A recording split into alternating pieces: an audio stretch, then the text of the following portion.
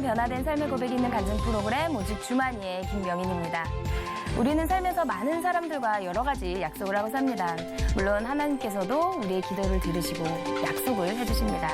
여러분 한 분 한 분에게 해주신 하나님의 약속은 어떤 것들이 있나요? 신실하신 하나님께서는 절대 그 약속을 잊지 않으신다고 합니다.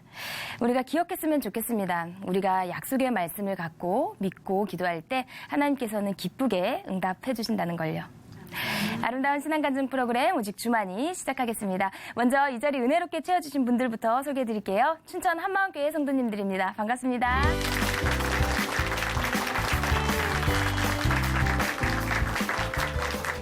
오늘 오직 주만이에서 소개해드릴 첫 번째 출연자는요. 도대체 어느 정도로 소심한 성격이었을지 가늠이 안 되는데요. 스스로 말씀하시기를요. 너무나 부족한 것이 많아서 어디를 가든지 좋은 소리를 듣지 못하셨다고 합니다. 그러다 부활하신 예수님을 딱 만나서 새로운 삶을 살게 되셨다고 하는데요. 춘천 한마음교회 박에스텔라 자매님입니다. 큰 박수로 모실게요.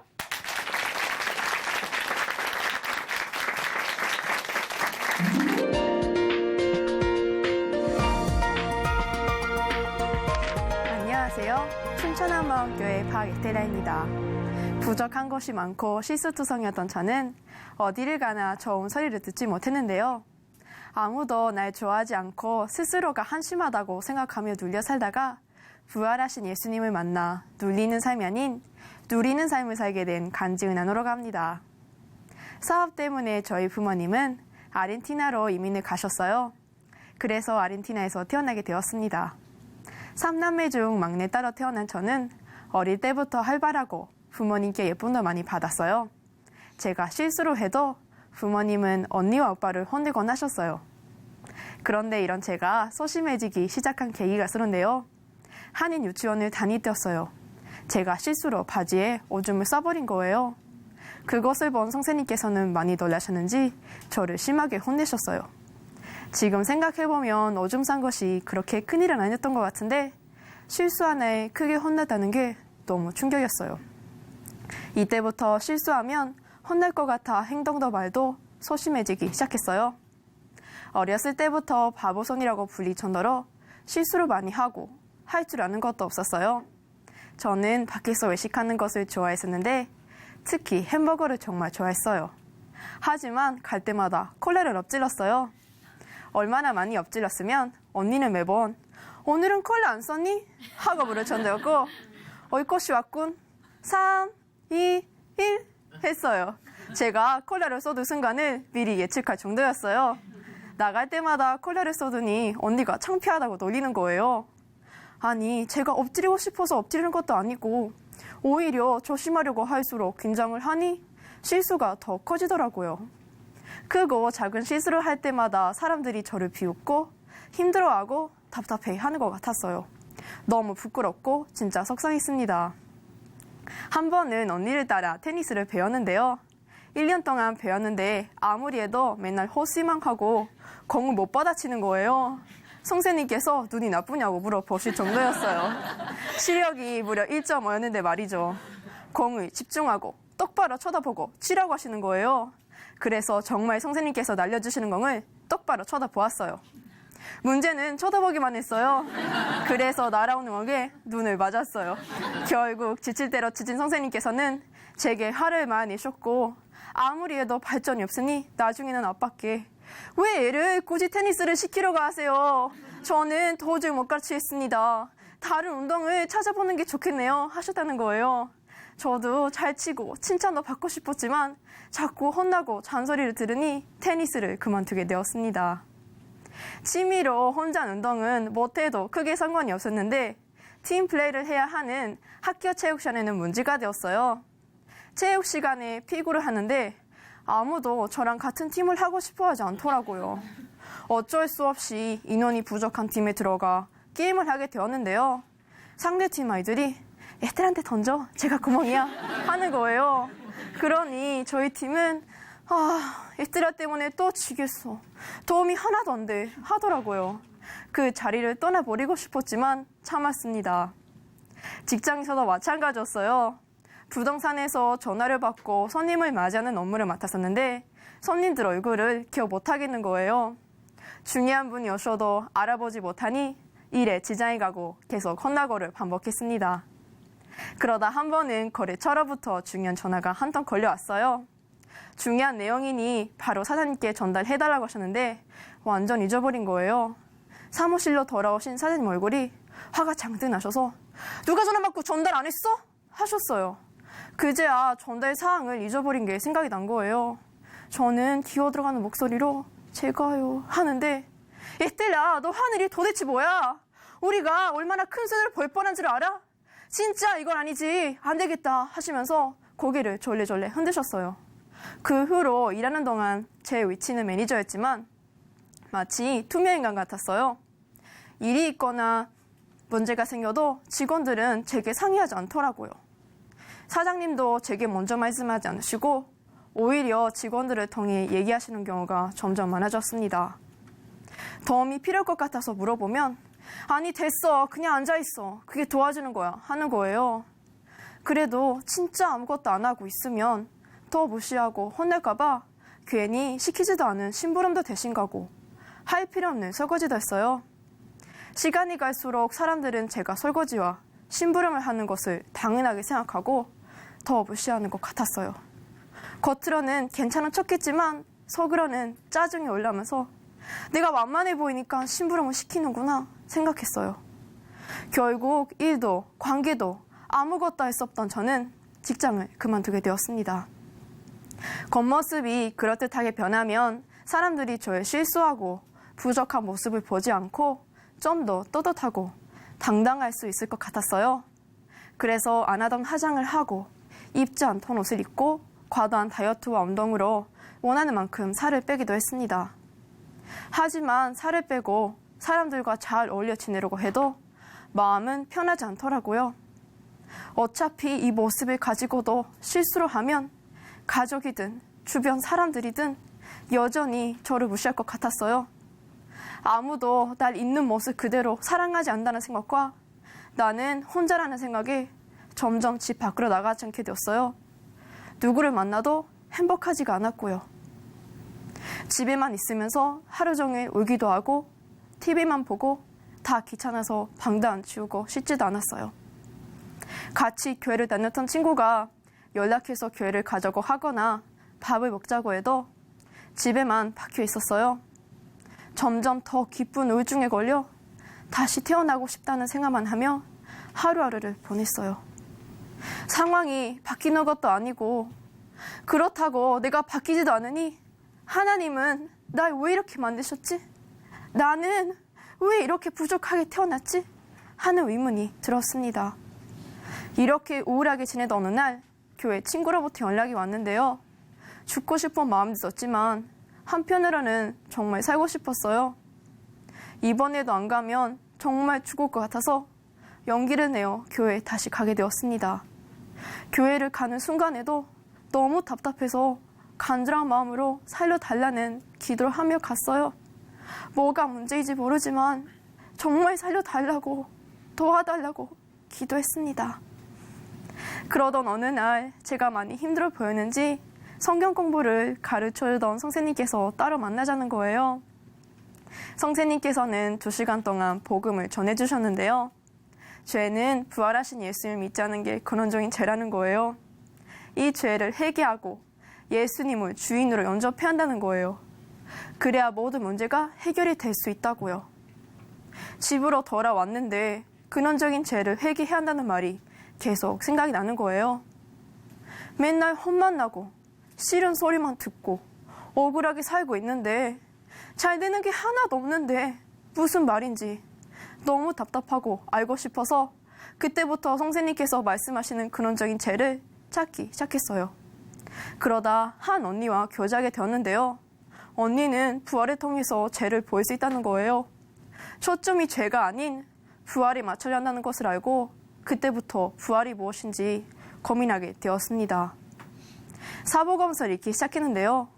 요한복음에 예수님이 물을 포도주가 되게 하고 물 위를 걷고 죽은 사람을 살리는 믿기 힘든 많은 표적을 일으켰는데도 예수님을 따르던 제자들은 단 한 번도 예수님을 하나님으로 고백하지 않았다는 말씀을 보는데 너무 놀랐어요.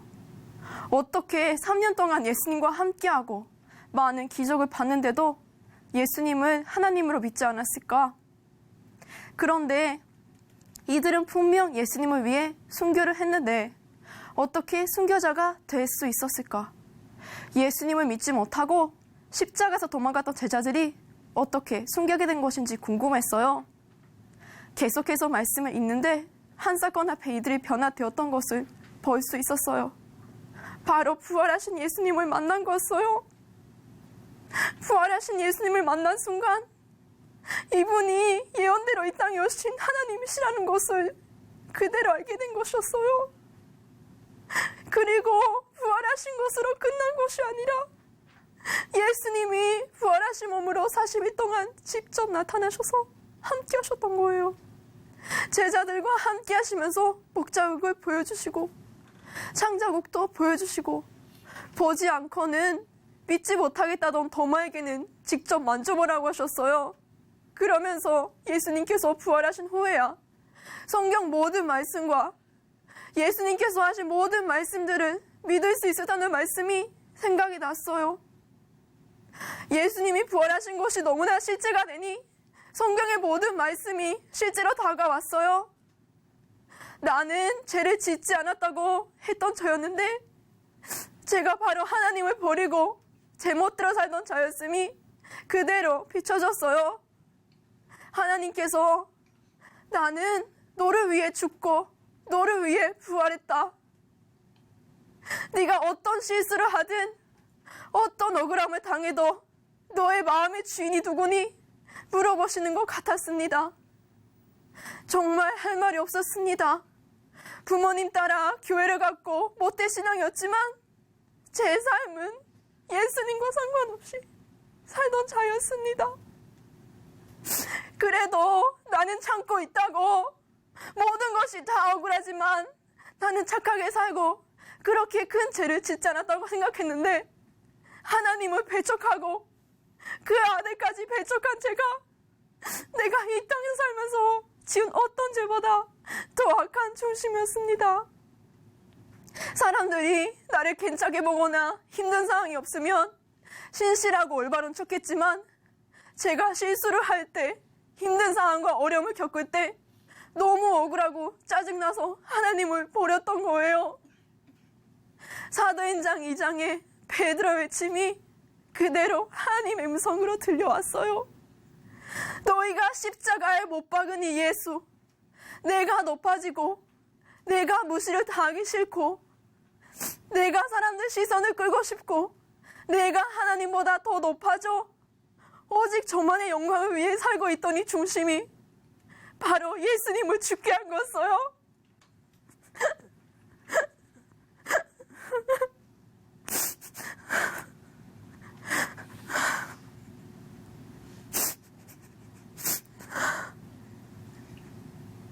하나님을 배척한 내 죄 때문에 적는 자가 죽으셨다는 것이 너무나 무섭고도 충격적이었습니다. 그런데 하나님께서는 예수님을 부활시키셔서 저의 주인이 되게 하신 거예요. 그리고 제가 회개하길 기다리고 계셨던 거예요. 진짜 당장 지옥에 떨어져도 할 말이 없는 용서받지 못할 마귀보다 더 악한 제게 회개하라 하시는 하나님의 그 사랑 앞에 회개할 수밖에 없었습니다. 하나님, 회개합니다.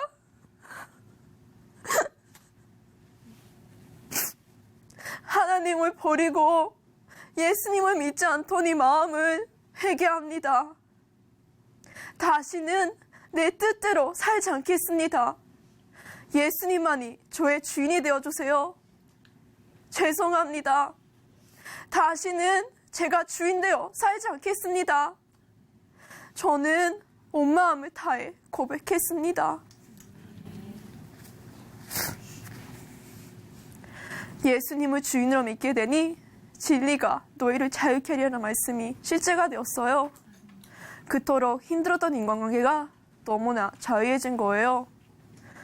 늘 싫은 소리 들을까봐, 무시당할까봐 불안해하고 눈치 보고 그랬는데요. 이제는 그 누가 뭐라 하든 절대 흔들리지 않아요. 오랜만에 친구들 만난 적이 있었는데요. 친구들이 예전에 실수하고 부족했던 제 모습을 쉼없이 막 얘기하는 거예요. 순간 왜 저런 이야기를 하지? 나를 놀리는 건가? 하며 낙심할 뻔했는데요. 부활로 더 이상 사람들의 시선이나 말에 눌리는 존재가 아니라는 것이 선명하니 눌리지 않고 함께 웃으면서 좋은 시간을 보냈어요.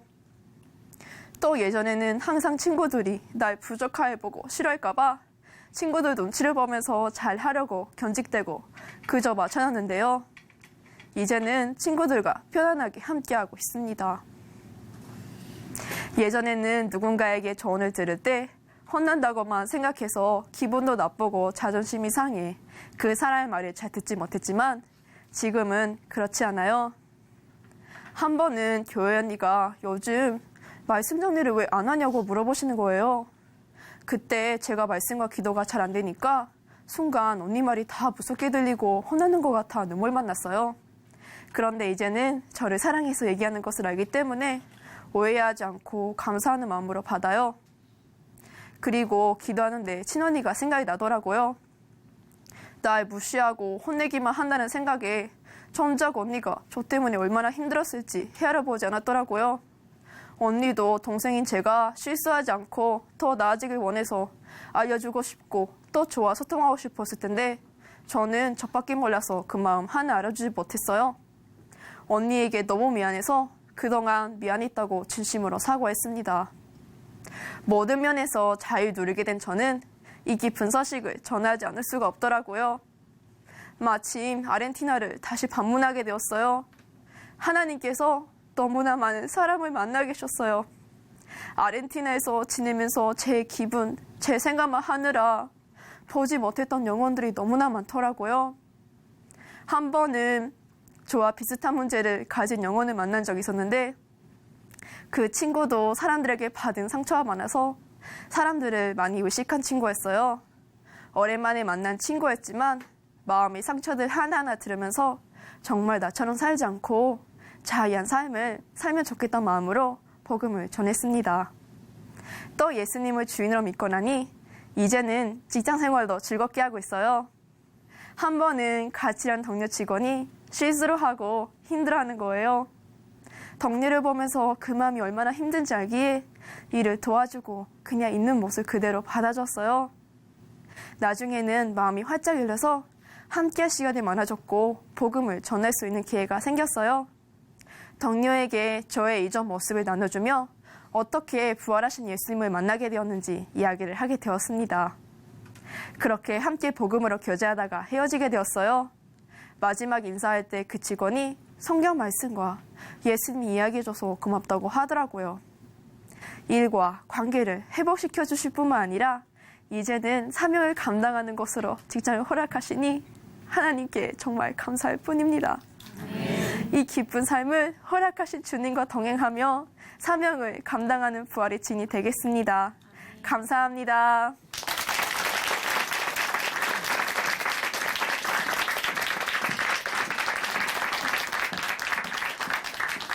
네, 간증 감사합니다. 똑같이 시작을 해도 조금 빠른 사람이 있는가 하면 느린 사람도 있는데요. 테니스 선생님이 좀 나쁜 것 같아요. 그렇죠? 네. 하지만 그런 경험들이 있었기에 이렇게 오늘 이 자리에서 좋은 간증자로 설 수 있는 게 아니었을까 싶은데요. 공동체 안에서 기쁜 삶을 허락하신 주님께 저희도 함께 감사드리고요. 에스텔라 자매님 간증 감사히 잘 들었습니다. 다시 한번 큰 박수 보내드릴게요.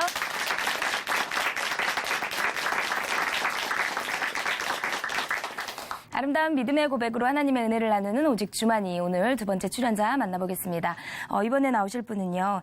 항상 자신감이 없어서 이렇게 사람들 앞에서 나서질 못하셨다고 합니다. 그런데 어떻게 극복을 하셨기에 이렇게 저희들 앞에 오늘 나오게 되셨는지 그 이야기 함께 들어보도록 하겠습니다. 춘천 한마음교회 안수일 형제님입니다. 큰 박수로 모실게요.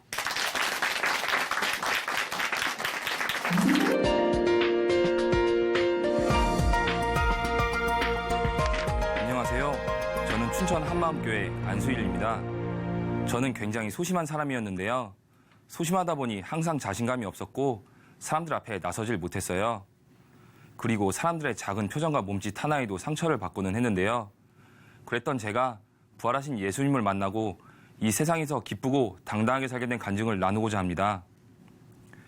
저는 어렸을 때부터 자신감이 굉장히 없었어요. 초등학교 들어가서부터 그것이 더 심해졌는데요. 처음 만나는 학교 친구들과의 생활은 너무 힘이 들었어요.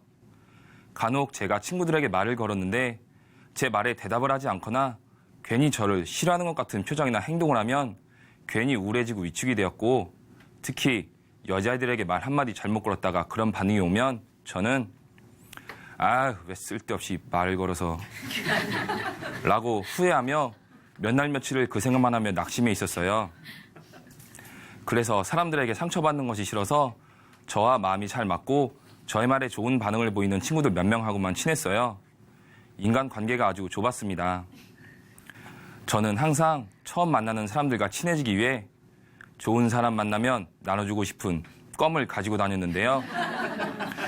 다 주지는 않고 제가 마음에 드는 사람에게만 껌을 먹을 것인지 물어보고 그것마저 제 마음에 안 들게 거절을 하면 저는 그 사람과는 말을 하지 않았어요. 껌은 저에게 없어서는 안 될 아주 소중한 아이템이었고 사람들을 분별하고 이어주는 매개체 역할을 했습니다. 저의 소심한 성격은 중학교에 들어가면서 더 심해졌어요. 제가 다니는 중학교는 남녀 공학이었는데요. 남자, 여자 각각 다른 반이었어요. 중학교 1, 2학년 때는 남자들하고만 지내서 그나마 괜찮았는데요. 중학교 3학년 때 갑자기 학교에서 남녀 합반을 시행한다는 거예요. 여자들과 함께 생활할 것을 생각하니 머리가 어지럽고 긴장이 되었습니다. 새로운 학기가 시작되었어요. 등교를 한 첫날 엎친 데 덮친 격으로 담임선생님이 남녀 짝꿍을 시키시는데요. 정신을 차리고 보니 제 옆에는 여자아이가 앉아 있었고 앞뒤로도 여자아이들이 앉아 있었습니다. 저는 부끄러워 고개도 못 들고 책상만 쳐다보고 있는데 앞에 있던 여자아이가 뒤로 획 돌더니 야, 너는 이름이 뭐야?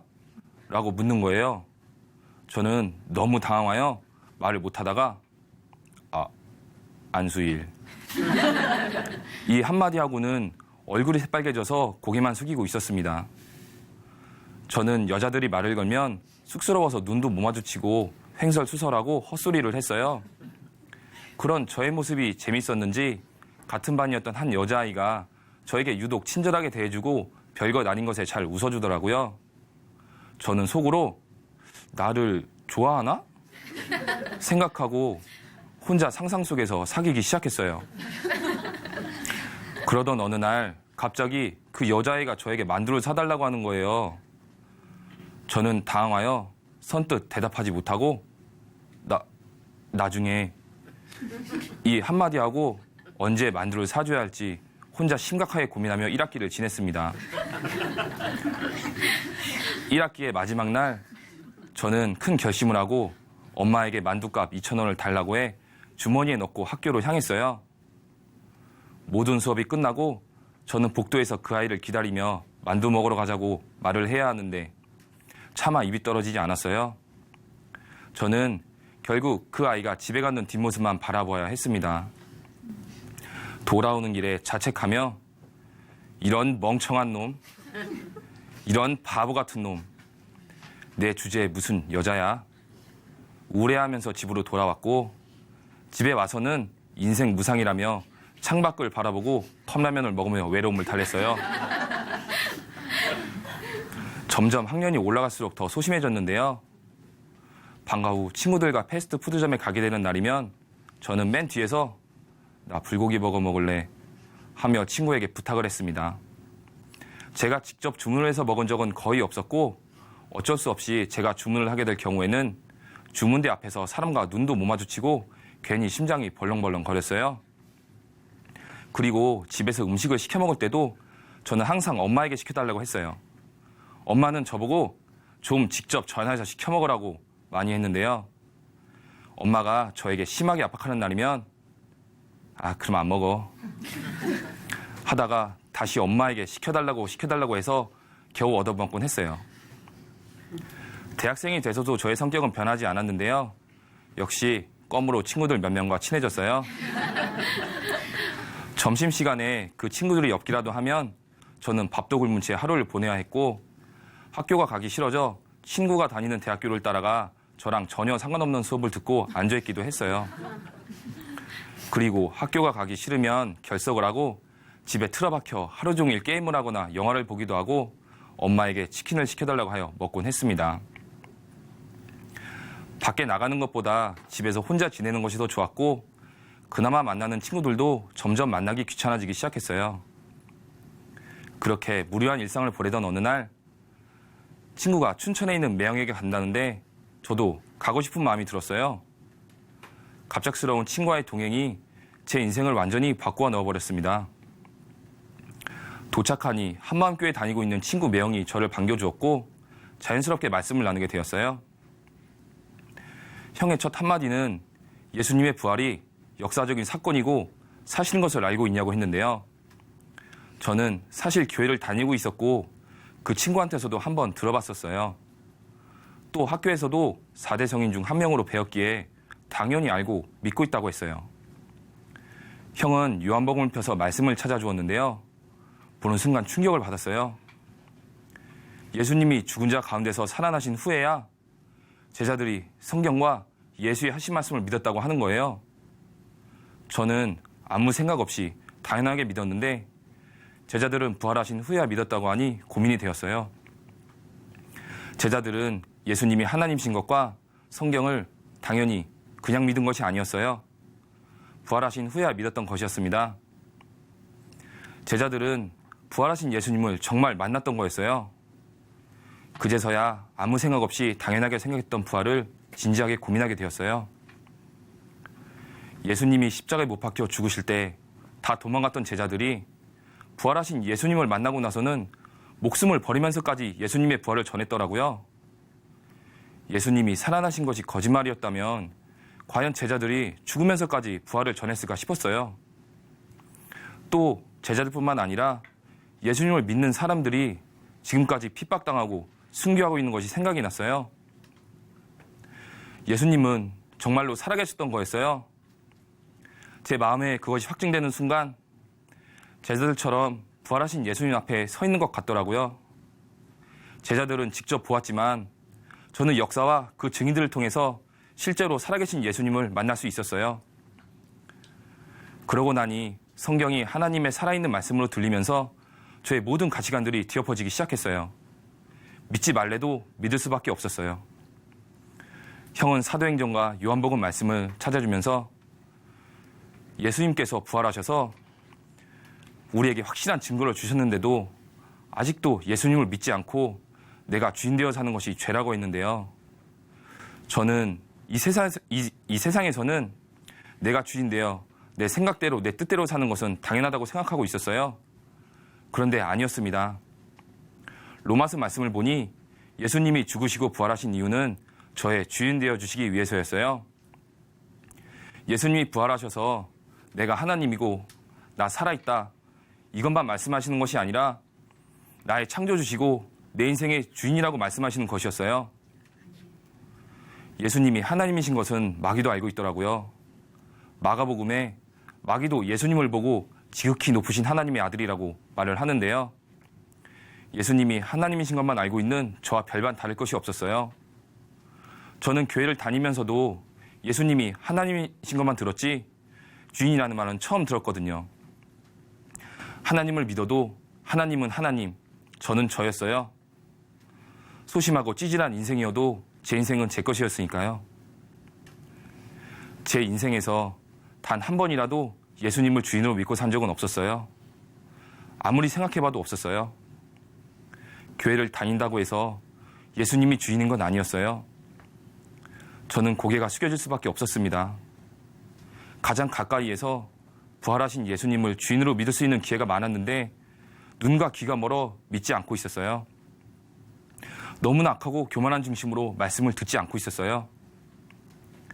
저는 이 일을 어떻게 해야 하나 하고 있는데 형은 요한계시록의 말씀을 찾아주면서 예수님께서 지금 내 마음에 들어와 함께 더불어 먹고 함께 더불어 살기 원하셔서 제 마음의 문을 두드리고 계신다고 했어요. 그 순간 또다시 예수님께서 제 앞에 서 계신 것만 같았어요. 그리고 아주 인자하고 조용히 저에게 묻고 계셨습니다. 내가 내 마음에 들어가도 되겠냐고요. 저는 하나님께 회개하며 고백을 드렸습니다. 하나님, 예수님을 믿지 않는 이 죄인을 용서해 주세요. 지금껏 제가 주인 되어 살아서 너무 죄송합니다. 예수님께서 항상 이렇게 가까이 계셨었는데 제가 모르고 있었습니다. 저같이 보잘것없는 자를 위해 죽으시고 부활하신 예수님, 제 마음에 들어와 주세요. 예수님은 저의 주인이십니다. 예수님을 영접하고 나니 저는 이 소식을 저만 알고 있을 수 없었어요. 제가 영생을 얻고 천국에 가는 사실이 너무 기뻤지만 가장 먼저 가족들이 생각이 났어요. 그리고 이 기쁜 소식을 모르는 제 주변의 친구들과 사람들이 생각이 났습니다. 가장 먼저 집으로 돌아가 가족들에게 예수님이 부활하셔서 진짜 살아계신다고, 예수님을 주인으로 믿어야 한다고 말을 해주었는데요. 처음에는 다 듣지를 않았어요. 오히려 저보고 이상해져서 왔다고 하더라고요. 아니, 하나님이 실제로 살아계신다는데 왜 반응들이 이러지 싶었지만 계속 기도하고 말씀을 증거하다 보니 결국엔 부모님도 예수님을 주인으로 영접하셨어요. 저희 집은 슈퍼를 하고 있는데요. 엄마는 항상 돈에 대한 염려로 가득했어요. 한 번은 400만 원이라는 돈을 도둑 맞았는데요. 밖에 나갔다 들어오니 역시나 세상을 다 잃은 표정을 하고 계시더라고요. 그래서 모든 염려를 주께 맡기라고, 예수님이 주인인데 다 가진 자인데 무슨 걱정을 하냐고 하니 맞다고 하며 얼굴이 밝아지며 그 자리에서 찬양을 부르시더라고요.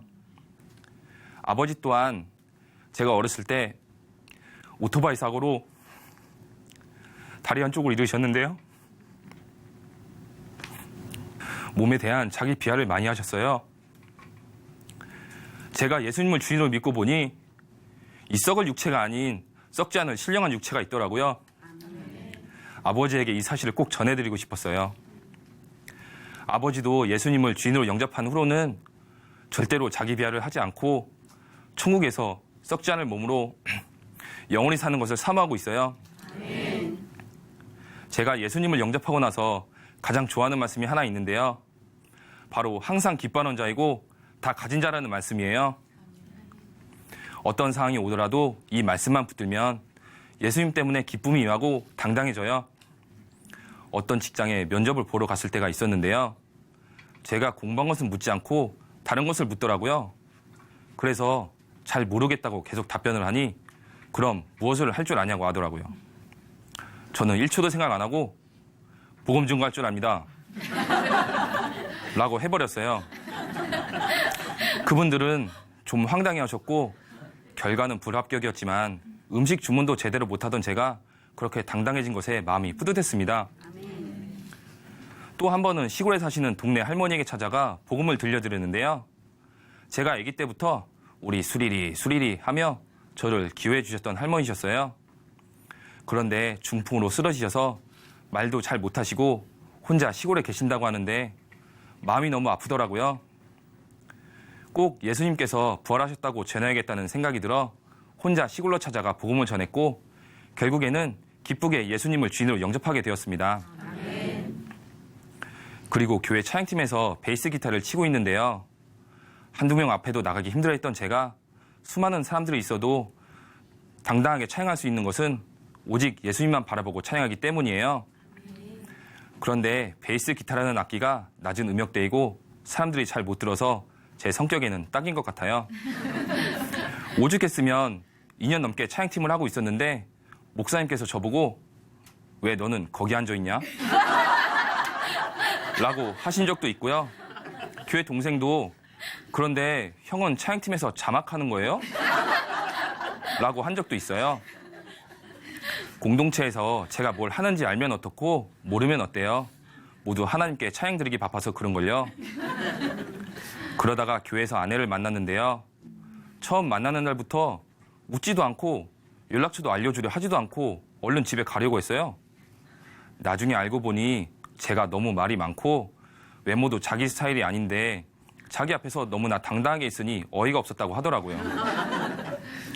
한 번은 제가 주차를 하고 기다리고 있는 장소로 갔는데요. 제가 오는 것을 보고 누가 볼까 너무 창피해서 숨고 싶었다고 했어요.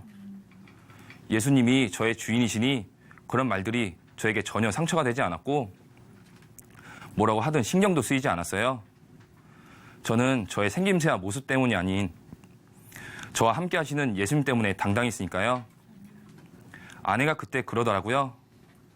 아니 도대체 무엇 때문에 그렇게 자신감이 넘치냐고요. 저는 더욱더 찾아가서 결국에는 결혼까지 하고 지금은 애도 둘 낳아서 행복하게 잘 키우고 있습니다. 저는 예수님을 주인으로 믿었을 뿐인데 이 세상에서 모든 것을 다 가진 자가 되었어요. 아멘. 특히 영원히 함께하는 공동체 가족들이 생겼습니다. 아멘. 예수님을 믿기 전에는 절대로 할 수 없었던 세계를 위해 기도하고 있고요. 공동체와 함께 주를 위해 죽는 것이 마땅하다고 고백하며 순교를 소망하고 있어요. 아멘. 저는 예수님을 떠날 수도 공동체를 떠날 수도 없는 사람이 되었어요. 앞으로도 남은 인생 공동체와 함께 주를 위해 달려가는 자가 되겠습니다. 감사합니다.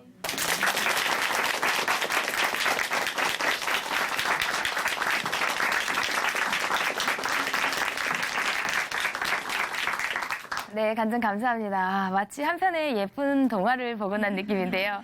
네, 그 수줍음 많은 소년이 이제는 이렇게 넘치는 자신감으로 주님의 일에 힘쓰는 자가 되셨습니다. 이제는 형제님의 이 사랑하는 아내분과 그리고 두 아이와 항상 행복하시라고 또 정말 멋진 사명자 가정 되시라고 우리 다 같이 안술 형제님께 큰 박수 보내드릴게요.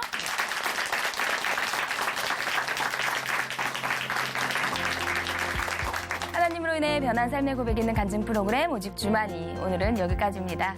지금까지 함께해 주신 춘천 한마음교회 성도님들 그리고 시청자 여러분 감사드립니다. 오늘도 예수님과 동행하는 행복한 하루 보내세요. 감사합니다.